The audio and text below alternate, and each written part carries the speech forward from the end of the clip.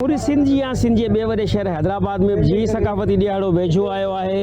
हैदराबाद जेको आहे सो सकाफ़त जे रंगनि सां रंगजी वई आहे। ऐं तव्हांखे ॿुधायां इन सिलसिले में पूरी हैदराबाद में जेके आहिनि से मुख़्तलिफ़ सकाफ़ती सरगर्मियूं जेके आहिनि से जारी आहिनि। अॼु असीं मौजूद आहियूं हैदराबाद जे इलाइक़े भिटाई नगर में, जिते आउं तव्हांखे ॿुधायां त मशहूर जेके आहिनि से अदीब दानिश्वर जो मोहम्मद ख़ान अबड़ो ऐं अहमद सोलंकी पारां अमेरिका मां कही आयल इसाक़ समेत जो जे मान में जेको आहे सो सकाफ़ती मच कचहरी जो एहतमाम कयो वियो आहे, जंहिंमें वॾे अंग में हितां जा शहरी साञा बंद शरीक आहिनि। अचो त उन्हनि सभिनी सां ॻाल्हि ॿोल कयूं ऐं उन्हनि खां पुछूं त हू पंहिंजो ई सकाफ़ती ॾियारो जंहिंजो धरतीअ जे सिरे हेठि धरती टीवी जे सिरे हेठि सिंध जी वैदानियत ज़िंदाबाद जेको आहे सो कीअं मल्हाए रहिया आहिनि। जंहिं चैनल जो नालो ई धरतीअ सां हुजे, मां सम्झां थो इहो उन चैनल लाइ वॾो शर्फ़ आहे। मां नथो सम्झां त दुनिया जे कंहिं बि मुल्क पंहिंजे चैनल जो नालो पंहिंजे मुल्क सां रखियो हूंदो, जीअं धरतीअ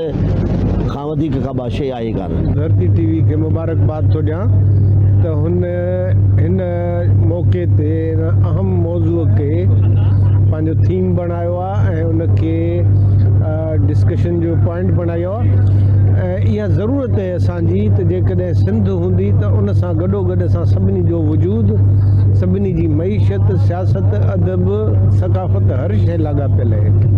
त मां हिकु त तव्हांखे मुबारकबाद थो ॾियां इन थीम जे तहत तव्हां हीअ जेका सेलिब्रेशन कयो पिया ऐं सिंध जी वैदानियत। ॾिसो, सिंध को अॼु जो या 50 या 100 सालनि जो मुल्क न आहे, इहा हज़ारे सालनि जा मुल्क आहे। दुनिया जूं जेके वॾे में वॾियूं तहज़ीबूं आहिनि उहे बि सिंध खां पोइ जेके आहिनि से उन्हनि जो उभार शुरू थियो आहे। ही जेतिरी गुज़िरियल 20 सालनि में थी आहे ऐं असांखे ॾिसी करे ॿियनि क़ौमुनि बि पंहिंजा सकाफ़ती ॾींहं जेके मल्हाइण शुरू कया आहिनि असांजे रीस ते। माना इहा सिंधी माण्हुनि जी जेका आहे सा फतह।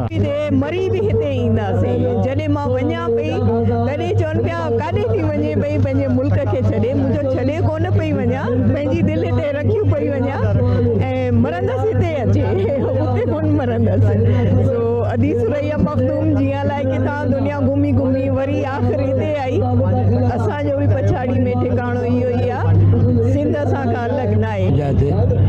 पंहिंजो कमु कयो आहे, धरती टीवीअ जो पंहिंजो कमु आहे ऐं सभिनि जो मक़सदु साॻियो आहे, सभिनि जो कमु साॻियो आहे। सभई चाहिनि था त सिंध जो माण्हू, सिंध जी धरती ज़िंदाबाद रहे ऐं उहे पाण में गॾिजी कल्चर डे हिकिड़ो ख़ुशियुनि जो मौक़ो आहे। जीअं हर घर में ख़ुशी थिए थी, तीअं ईद जी ख़ुशी जीअं हर घर में थिए थी, त हाणे कल्चर असांजो ईद जे त्योहारनि खां गोए खणी वियो हलियो।